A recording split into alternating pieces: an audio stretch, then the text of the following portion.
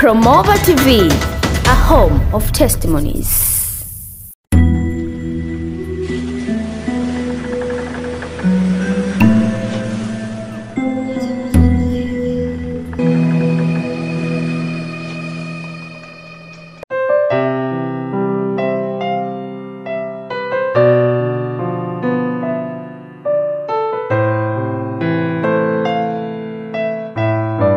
Huu ni ushuhuda wa Moses Lushiku kutoka nchini Kongo, na hii ni sehemu ya 12.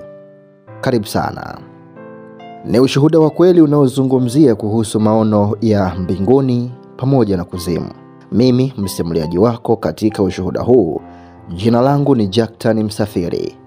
Unaweza ukanifuata kwenye Facebook, Instagram pamoja na TikTok kwa jina hilo hilo la Jacktan Msafiri. Wahariri wa sauti katika ushuhuda huu ni Eric Audax pamoja na David Robert. Lakini ili kupata mwendelezo wa ushuhuda huu pamoja na shuhuda na simulizi nyingine nyingi za kweli kutoka kwetu, zote utazipata katika chaneli yetu ya YouTube ambayo inafahamika kwa jina la Promova TV. P-R-O-M-O-V-E-R, Promova TV. Karibu tuendelee. Kati ya yale tutakayoangazia katika sehemu hii ya ushuhuda ni pamoja na ripoti inayofichua siri ya mtu wa 4 pamoja na Waebrania 3 katika moto mkali uliowashwa na Nebukadreza, mfalme wa Babeli. Karibu. Mpendwa, nitakuambia uzoefu huu kama nilivyouona. Tulikuwa katika nchi ya Kongo mwaka wa 2017 mwezi wa Februari. Nilikuwa nimelala nilipokosa usingizi saa 10 alfajiri. Hii ilikuwa siku ya safari yangu ya umishonari kwenda Cape Town katika nchi ya Afrika ya Kusini. Nilikuwa na hakika kwamba Bwana alitaka kuzungumza nami wakati kila mtu alikuwa amelala. Basi nikaelekea sebuleni kuomba. Mara ghafla nikasikia kelele za moto mkubwa pale sebuleni.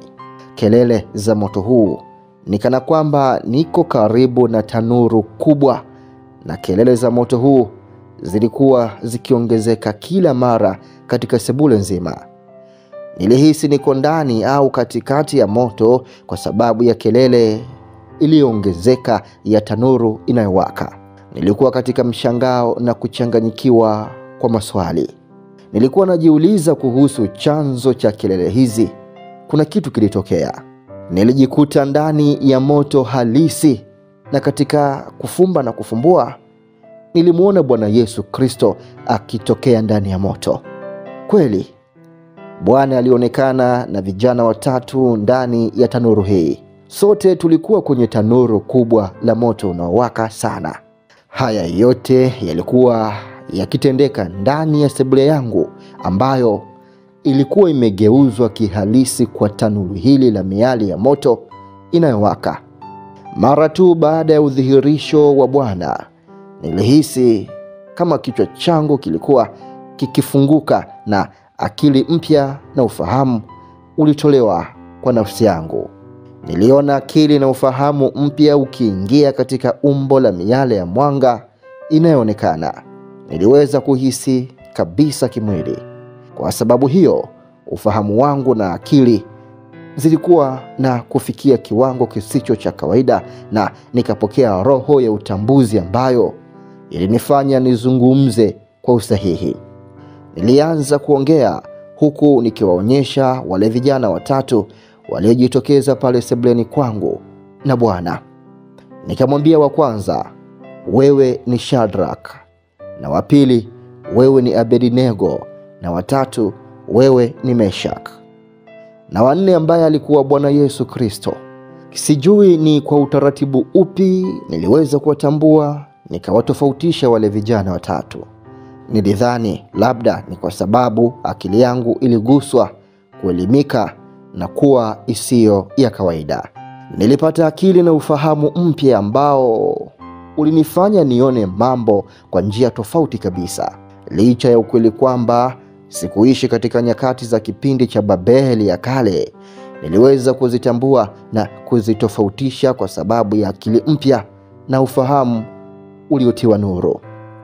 Kwa upande mwingine, tukio hili lilinisadikisha kwamba Yesu Kristo ndiye Bwana Mungu ambaye alikuwa akionekana na kudhihirika katika Agano la Kale. Mara nyingi ninaposoma Biblia katika Agano la Kale, maandiko yanasema daima kwamba Bwana alimtokea Ibrahimu, Bwana alimtokea Musa na manabii. Nilikuja kuelewa kwamba Bwana ambaye alikuwa akiwatokea manabii katika Agano la Kale alikuwa Yesu Kristo. Yeye ndiye aliyekuwa akiwatokea wazee nyakati za kale. Kwa kweli nimepitia kutembelewa na kukutana na Bwana Yesu Kristo mara nyingi. Nimekutana na Bwana mara nyingi kama unavyojua, na ninaujua uso wa Bwana Yesu Kristo na uso wa Bwana ambao ninauona kila wakati katika kukutana kwangu ni uso ule ule niliouona kwenye tanuru na wale vijana watatu wa Ebrania. Kwa hiyo hitimisho langu ni kwamba Yehova wa Agano la Kale ndiye Yesu Kristo wa Agano Jipya. Yesu Kristo ni Mungu mwenyewe. Baadaye niliona kwamba masikio yangu yamefunguka na nikasikia sauti iliyosikika ikisema, tumekusafirisha hadi zamani ili upate uzoefu wa wale vijana watatu wa Kiebrania huko Babeli. Utasambaza kile unachokiona na kusikia kwa pembe 4 za dunia. Tukio hili lilikuwa likitukia katika sebule yangu ambayo iligeuzwa kuwa tanuru ya moto mkali ambao mfalme wa Babeli Nebukadneza aliwatupa wale vijana watatu wa Ebrania ili kuwaadhibu kwa kukataa kuinamia sanamu ya dhahabu. Baada ya kuwatupa katika tanuru, mfalme aliuliza, je, hatukuwatupa Waebrania watatu katika moto? Lakini ni nani mtu wa 4 katika moto ambaye anafanana na mwana wa Mungu? Biblia inasema aliamuru wapiganaji fulani mashujaa waliokuwa katika jeshi lake kuwafunga Shadrach, Meshach na Abednego ili kuwatupa katika tanuru iliyowaka moto. Ndipo watu hao wakafungwa ndani ya suruali zao, kanzu zao, kofia zao na mavazi yao mengine, wakatupwa katikati ya tanuru ya moto uwakao. Kwa sababu hiyo, kwa sababu amri ya mfalme ilikuwa kali na tanuru ilikuwa imetiwa moto sana. Soma habari hizi kwenye Danieli 3:19 hadi 25. Ndipo Nebukadreza akajawa na ghadhabu na sura ya uso wake ikabadilika juu ya Shadrach na Meshach na Abednego kuwa na moto. Basi kwa sababu amri ya mfalme ilikuwa kali na ile tanuru ilikuwa ina moto sana, mwali wa moto ukawaua wale watu waliowashika Shadrach, Meshach na Abednego. Na watu hao watatu, Shadrach, Meshach na Abednego, wakaanguka hali wamefungwa katikati ya ile tanuru iliyokuwa inawaka moto. Ndipo Nebukadreza akastaajabu, akainuka kwa haraka akasema, akawaambia washauri wake, tazama, naona watu 4 wamefunguliwa, wanatembea katikati ya moto, wala hawana dhara, na sura ya yule wa 4 ni kama mwana wa Mungu. Mpendwa, nilimwona Bwana akiongea na wale vijana watatu wa Kiebrania katika tanuru ya moto katikati ya sebule yangu. Ilikuwa ya kushangaza na ya kustaajabisha kupata uzoefu wa nyakati za zamani katika nyumba yangu ambayo iligeuzwa kuwa tanuru ya moto mkali. Nilipomwona Bwana Yesu akizungumza na marafiki wa Danieli, nilihisi hisia kuu ya kumtumaini Bwana Yesu. Niliona ni urefu gani Bwana Yesu Kristo ataenda ili kufundisha kanisa lake ukweli fulani. Mpendwa, niko hapa kukuletea neno la Bwana Yesu Kristo Mungu wetu. Waebrania watatu katika tanuru ya moto mkali na mazungumzo yao katikati ya moto. Nitajaribu kuiga sauti ya Bwana wetu ingawa haitawezekana. Hivi ndivyo Bwana aliwaambia Waebrania watatu. Tazama, tuko katika shule ya moto. Hapa ndipo ninyi wanadamu mnaniruhusu niwafanyie ninyi kazi yangu. Hapa ndipo ninapowafanya ninyi na kuwakamilisha katika kazi yangu. Mpendwa, kadri ufahamu wangu ulivyokuzwa, nilielewa kuwa tunapopitia majaribu na dhiki, tunakuwa kazi ya Bwana. Huo ndio wakati ambapo Bwana anafanya kazi juu yetu na kufanya kazi ndani yetu. Kisha Bwana Yesu Kristo akasema, nina wajibu au kuwatakasa kama dhahabu kutoka hali mbichi hadi bidhaa iliyokamilishwa na iliyosafishwa. Moto ni awamu ya mwisho ya mabadiliko na utakaso unaosababisha watoto wangu kuonekana kama mimi. Unaponitafuta mimi na uwepo wangu bila kupitia moto, uzoefu wako utakuwa wa muda. Unapotaka kukaribia kwangu bila mchakato wa utakaso kwa moto, uzoefu wako hautakuwa kamili. Ndio maana watu wengi wanaanza na kujiwekeza katika safari ya imani, lakini wanachoka kama chumvi inavyowekwa ndani ya maji. Yeyote anayepita kwenye moto hubadilisha asili yake na kupata mageuzi ambayo hayatamruhusu kurudi kwenye hali yake mbichi ya hapo awali, kwa sababu mchakato hauwezi kugeuzwa. Bwana Yesu Kristo alikuwa akizungumza na wale vijana watatu wa Kiebrania waliokuwa wakimsikiliza. Kisha Bwana akasema, yeyote anayepita katikati ya moto wa utakaso anapata nguvu ya kimungu ambayo inatolewa kwake, kanuni ya kimungu ya umilele. Ndoto hii ya umilele itamwezesha kutawala kifo mara moja na kwa wote. Katika Torati ya Musa imeandikwa, hapo mwanzo kulikuwepo neno, na Mungu akasema, nataka kusisitiza kwenu. Hii ilikuwa ni udhihirisho wa mwali wa moto uliokuwa ukienda katika uwazi.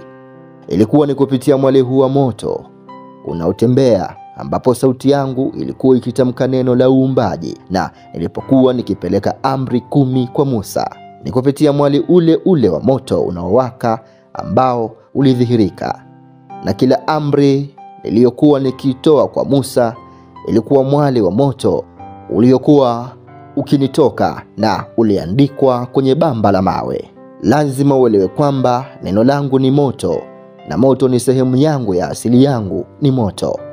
Nilipompa Musa neno langu kwa njia ya moto, neno lilikusudiwa kupeleka asili yangu ya moto kwa watu wangu. Ndio maana naitwa neno la Mungu.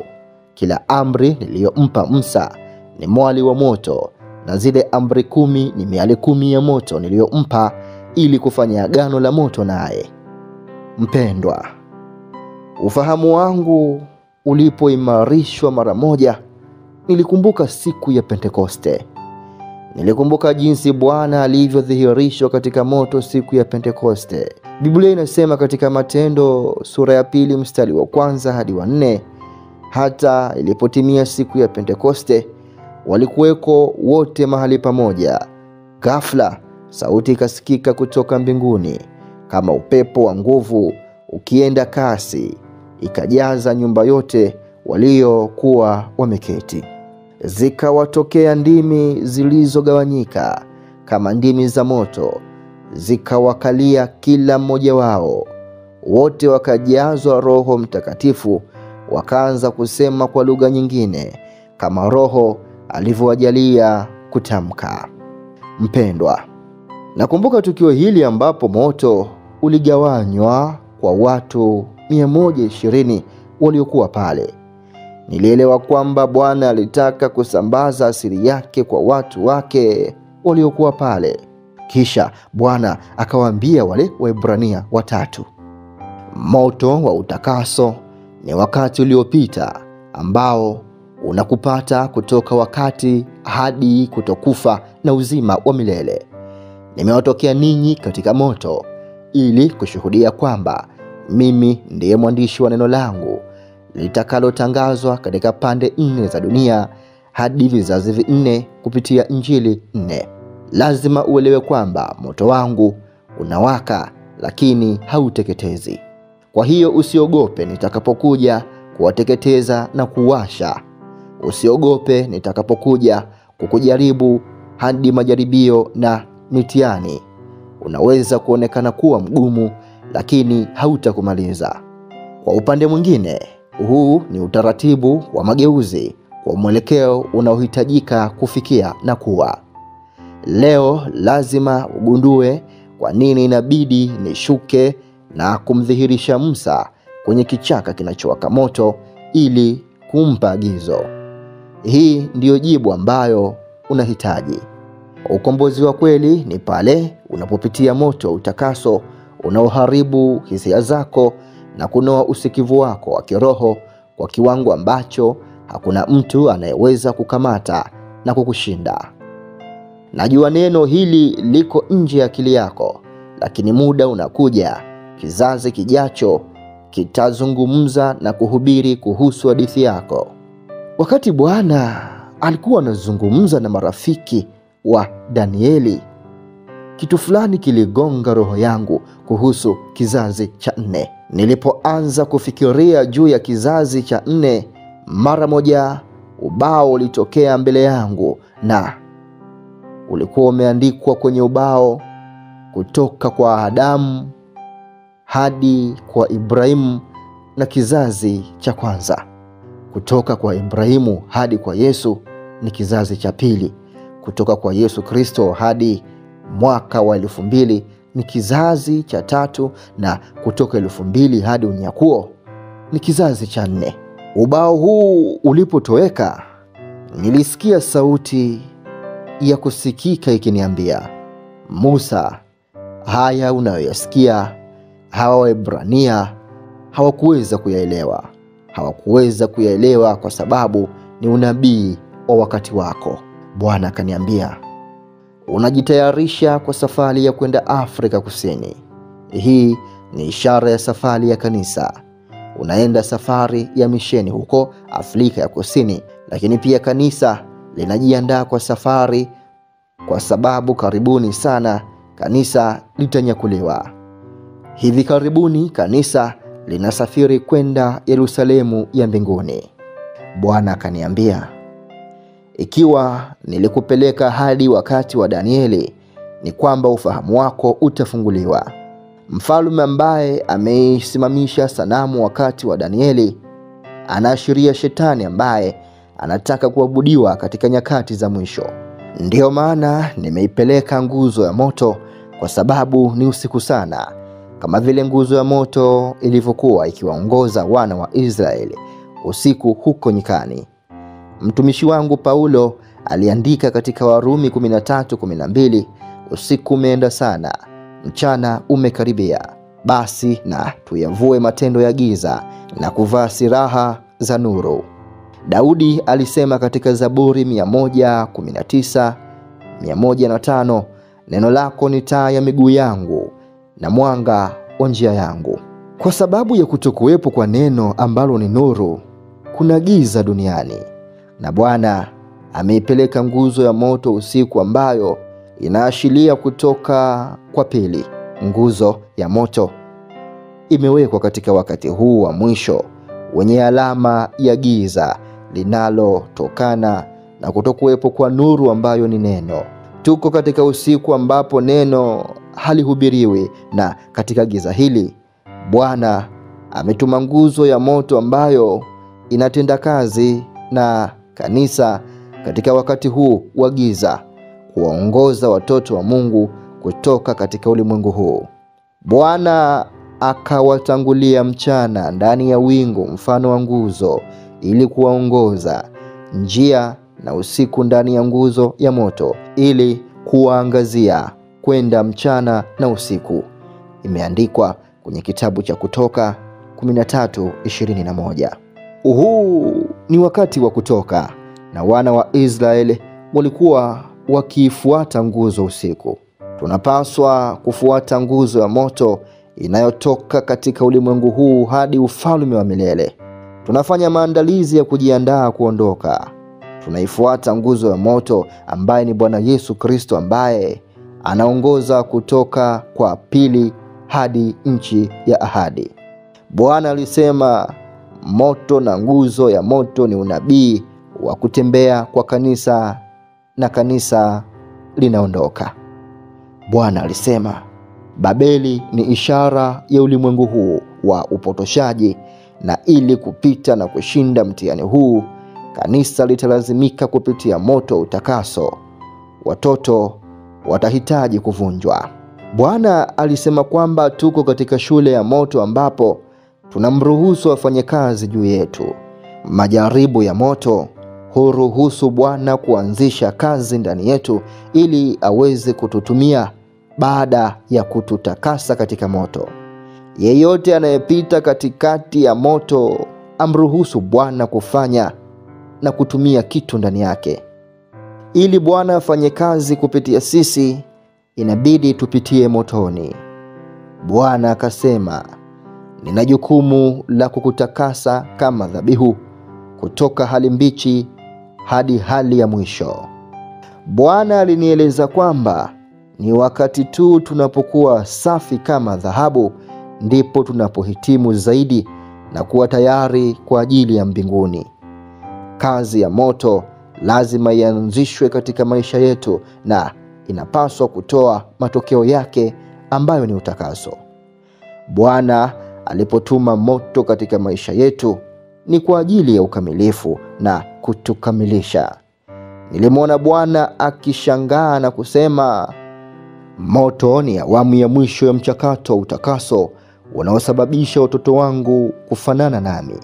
Yeyote anayepitia katikati ya moto, njia ya kwenda mbinguni imekuwa rahisi kwake kwa sababu anafanana na Bwana.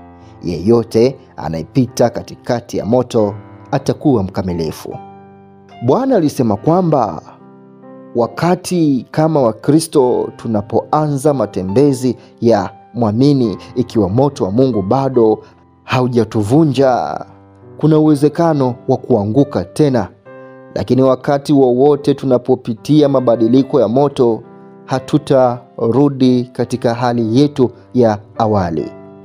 Kitu chochote kinachopitia mabadiliko kupitia moto hakitarudi katika hali yake ya awali. Moto hubadilisha asili. Hii ina maana kwamba muumini yeyote anayerejea kwenye dhambi zake za mwanzo na uasi hajawahi kupitia moto wa utakaso. Kila unapomwona muumini amerudi nyuma, hii ni kutokana na ukweli kwamba bado hajapitia motoni. Kila wakati Mkristo anaporudi kwenye dhambi na makosa yake, ni matokeo ya ukweli kwamba bado hajapitia moto, hajapitia utakaso wa moto. La sivyo, asingerudi kwenye dhambi na hali yake ya mwanzo. Wakati malighafi inapopitia moto, hairudi tena katika hali yake ya awali. Kila tunapopokea neno la Mungu, tunapokea moto ambao umejitenga na Mungu. Bwana alisema, Musa aliposema hapo mwanzo kulikuwa na neno. Hili lilikuwa ni dhihirisho la mwali wa moto uliokuwa ukienda katika uwazi. Na wakati Bwana alipokuwa akinieleza ukweli huu, nilisafirishwa hadi kipindi cha kabla ya uumbaji. Ulikuwa ni uwazi usio na kikomo. Kila kitu kilikuwa cheupe kama theluji. Hakukuwa na kitu, hakuna uumbaji, ni uwazi mtupu.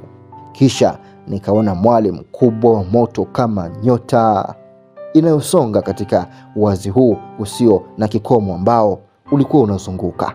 Bwana alisema, kama ilivyoandikwa hapo mwanzo kulikuwa kwa neno. Kila kitu kilifanywa kwa neno. Neno la uumbaji lilitamkwa na mwali huu wa moto ukienda katika uwazi usio na kikomo. Sauti yangu ilikuwa ikitamka neno. Na nilipokuwa nikitoa amri 10 kwa Musa, na mwali ule ule ulikuwa ukitembea katika uwazi mtupu uliojidhihirisha kwenye kichaka kilichokuwa kikiwaka moto. Kila amri kutoka kwangu, kila amri kutoka kinywani mwangu ilikuwa ni ulimi wa moto unaojitenga kutoka kwangu na kuchorwa kwenye kibao cha mawe. Mpendwa, Kila wakati Bwana alipokuwa akitoa amri, mwali wa moto ulikuwa ukijitenga kutoka kwake na uliwekwa alama kwenye kibao cha mawe. Amri 10 ni mali 10 ya moto ambayo ilijitenga na Mungu ambaye ni moto mkali. Ndio maana Yesu anaitwa neno la Mungu katika kitabu cha Ufunuo. Wapendwa, kila tunapofunuliwa kwa neno la Mungu, tunawekwa kwenye moto wa utakaso. Neno la Mungu na amri 10 hutupatia asili ya Mungu. Agano letu na Bwana linafanywa kupitia neno lake ambalo ni moto. Utakaso wa moto ni njia ya kwenda mbinguni. Yeyote anayepitia katikati ya moto hata kufa, bali atakuwa na uzima wa milele.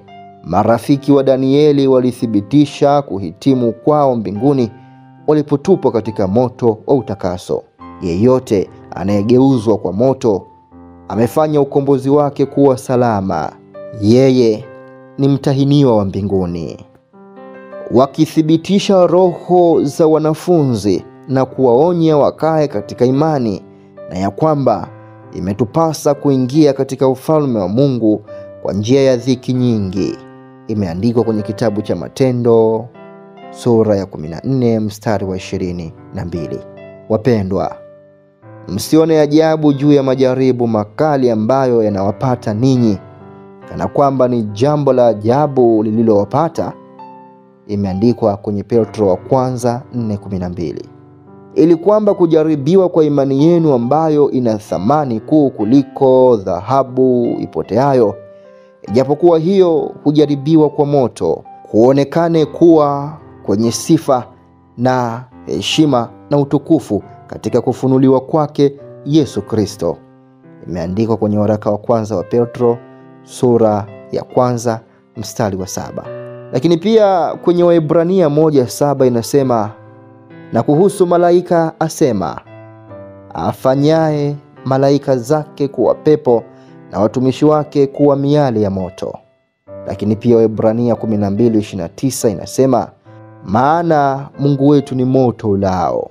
Tafadhali endelea katika moto wa uamsho wa wakati wa mwisho, ukidumisha upendo wa kwanza katika utakatifu na haki. Wakati tunaendelea sasa, hapa nitakueleza kuhusu siri ya uumbaji. Tukio hili lilitokea tarehe 17 Agosti mwaka 2017 saa 11 asubuhi. Nilikuwa juu ya kitanda changu, kisha nilihisi mtetemeko kuzunguka dari ya chumba changu cha kulala. Kisha ghafla nikaona mkono mkubwa ukishuka kutoka mbinguni. Kisha nikasikia sauti ikisema, Moses, nimekuja kukuchukua.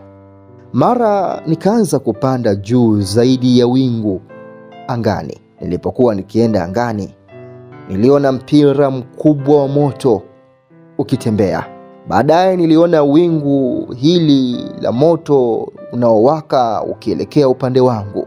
Ndipo katikati ya mwale huu wa moto nikasikia sauti ya Bwana ikisema, tafakari na usikie, gundua mawazo niliyokuwa nayo wakati hakuna kitu kiliumbwa. Kisha Bwana akaanza kusema maneno ya siri. Nikasema, Bwana, nisingeweza kubaki na kukumbuka maneno yako. Bwana akasema, usijali, kuna kiwango kinachohitajika. Mara nikajiona nipo chini, nimeshika daftari na kalamu. Nikaanza kuandika, lakini cha ajabu, nilikuwepo pamoja na Bwana wakati huo huo nilikuwa duniani nikiandika. Tulikuwa angani katika uwazi wakati Bwana aliniambia, mwanadamu, kabla ya kuumbwa nilijichagulia mwali wa moto unaoona kuwa uwakilishi wangu. Nilikuwa nikielea na kusonga pamoja na uwazi huu tangu milele.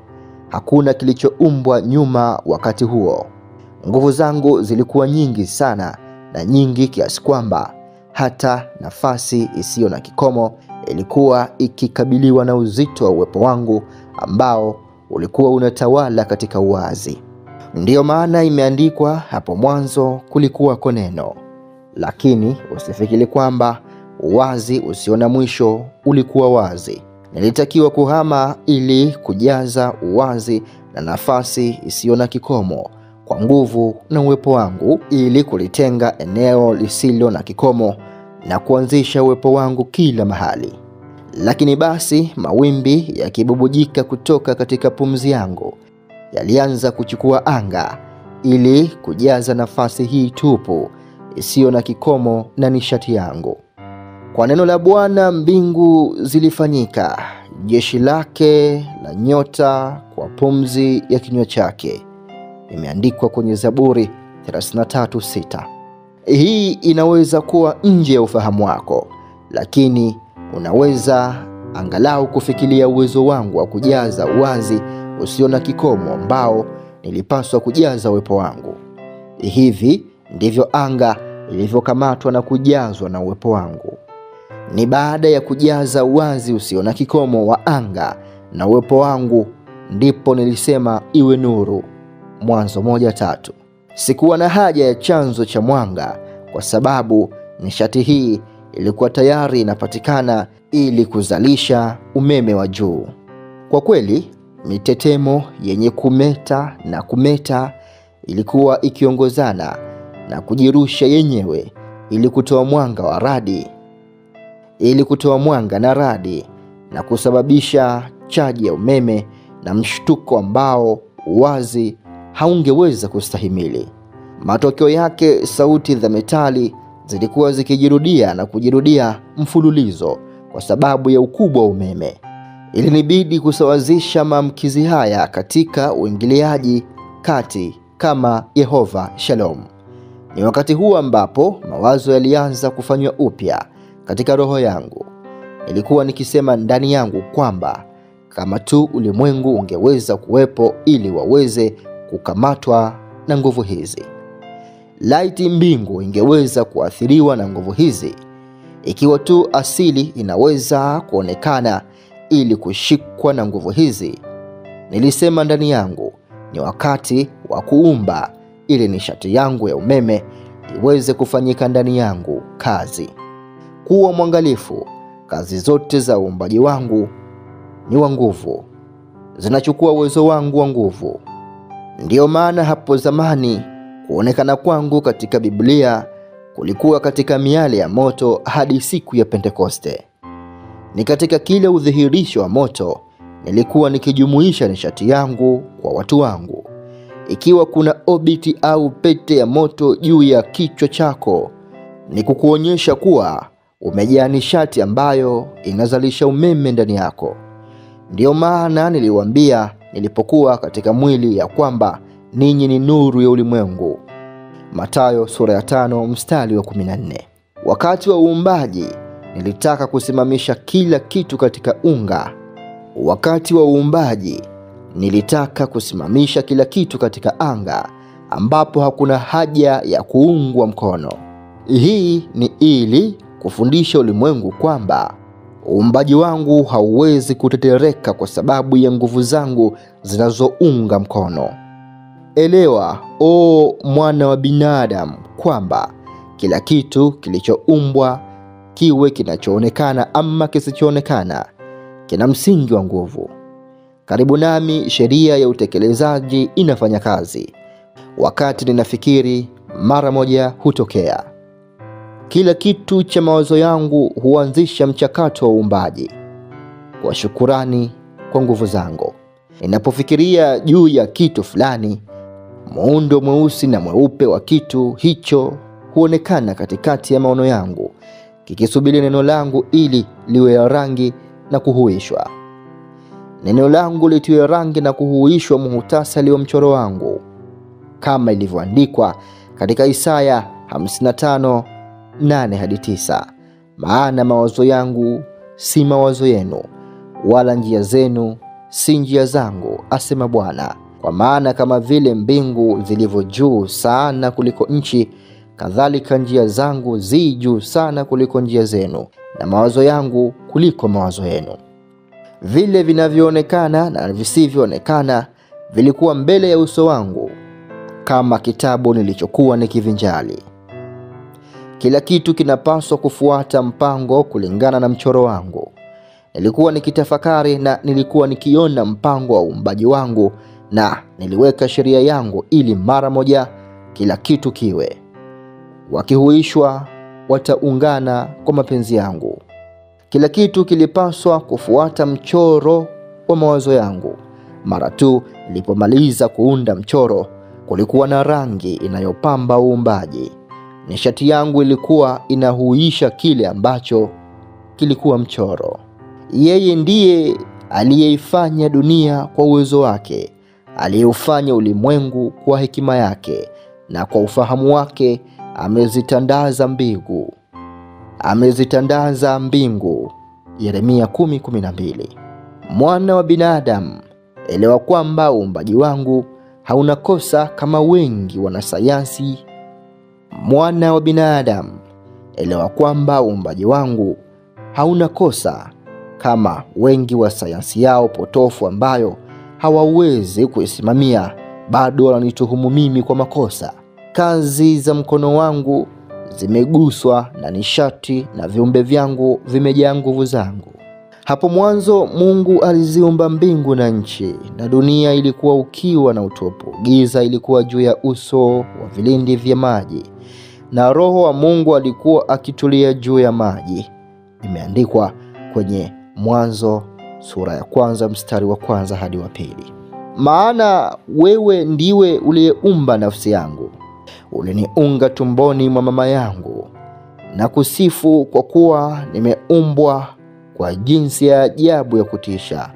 Matendo yako ni ya ajabu, najua hilo vizuri. Imeandikwa kwenye Zaburi ya 139 mstari wa 13 hadi 14. Kwa maana kila nyumba hujengwa na mtu fulani, lakini Mungu ndiye mjenzi wa kila kitu. Imeandikwa kwenye Waebrania 3:4. Kwa maana tangu kuumbwa kwa ulimwengu sifa za Mungu zilionekana, uwezo wake wa milele na asili yake ya uungu imeonekana waziwazi, ikifahamika kutokana na yale yaliyofanyika, ili watu wasiwe na udhuru. Imeandikwa kwenye Warumi 1:20. Bwana mwenye enzi kuu, wewe umeziumba mbingu na dunia kwa uwezo wako mkuu na kwa mkono wako ulionyooshwa. Hakuna kitu kigumu sana kwako. Imeandikwa kwenye Yeremia 32:17. Kwa maana vitu vyote vyatoka kwake, na kwa njia yake na kwa ajili yake utukufu una yeye milele. Amina. Imeandikwa kwenye Warumi 11:36. Nitainua macho yangu nitazame milima, msaada wangu utatoka wapi?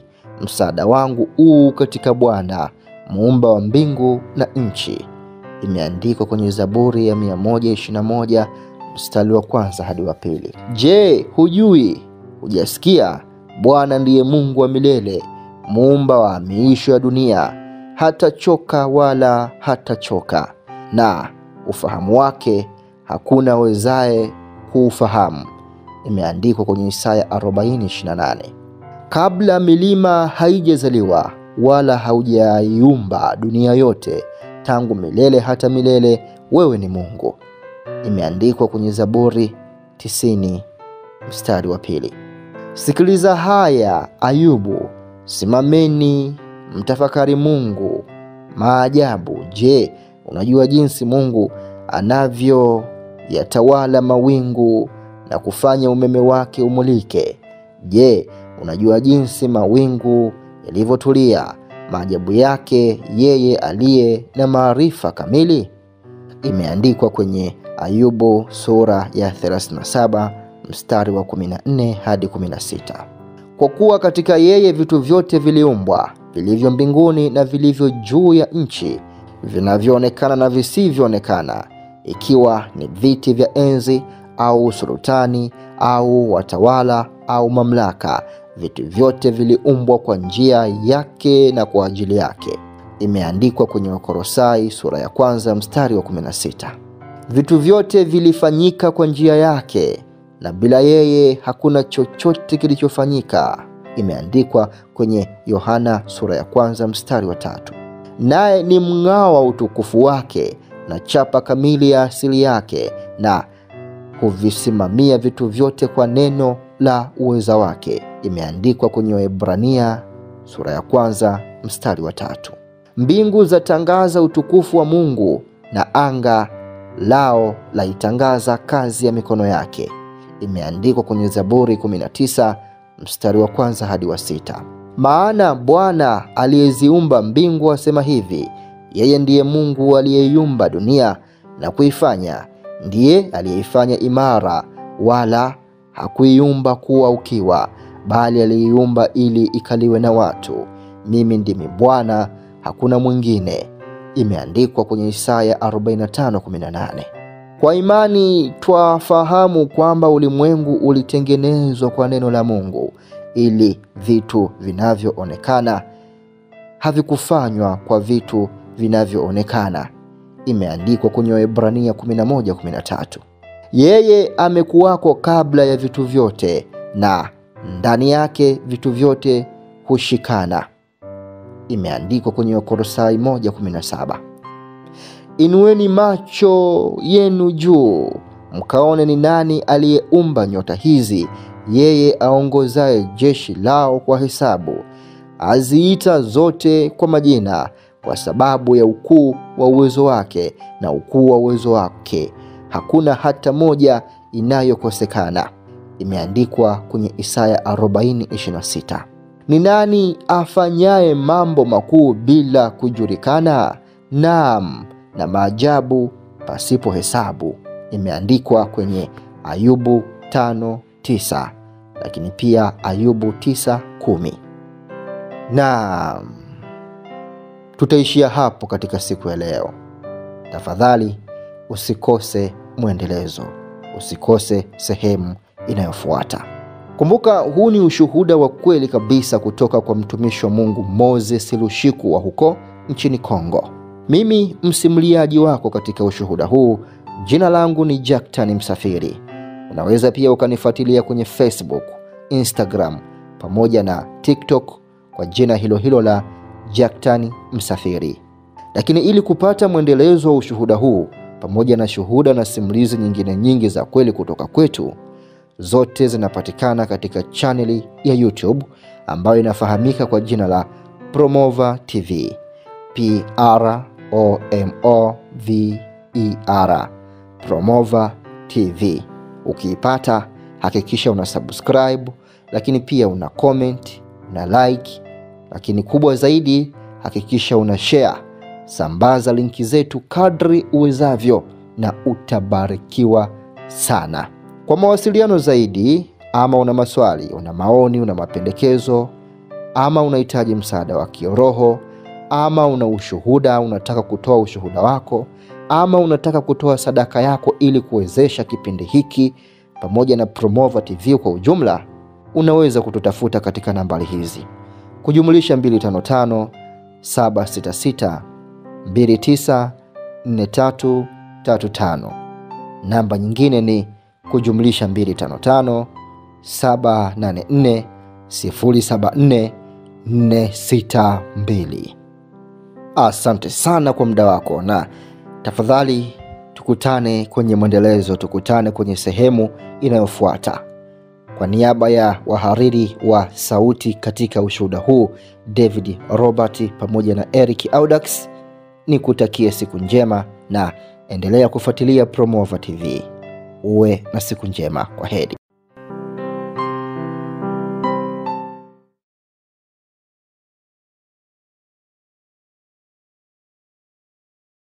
Hii ni habari njema. Promova TV inakualika ewe mtumishi wa Mungu ambaye ungependa kutoa ushuhuda au mahubiri ili kuwafikia watu wengi zaidi duniani. Wakati ni sasa. Promova TV itakurusha hewani bure katika vipindi vyake vya neno la siku, mkate wa siku, kutoka ibadani, wito wangu na ushuhuda. Nafasi hii ni kwa watumishi wa Mungu wa kweli. Basi wasiliana nasi kwa namba 0766294335 au 0784074462. Fursa hii si ya kuikosa.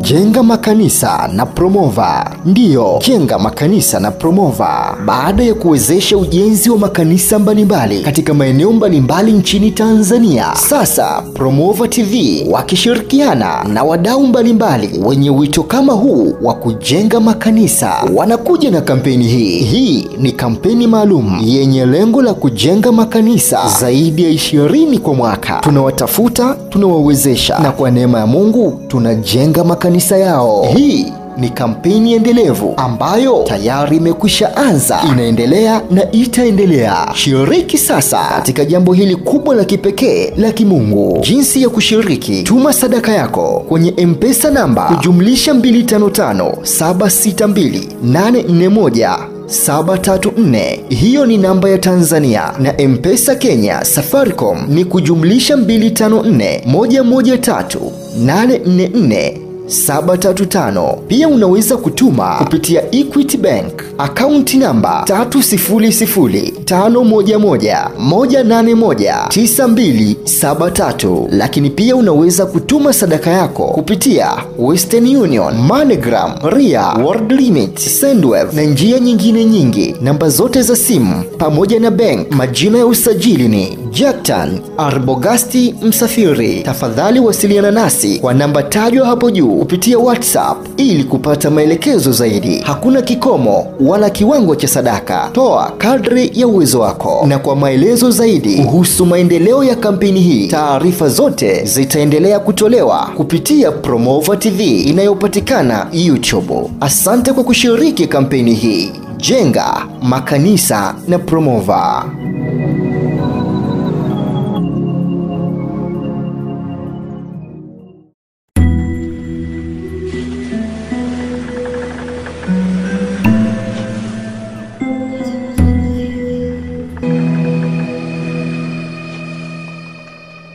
Promova TV, a home of testimonies.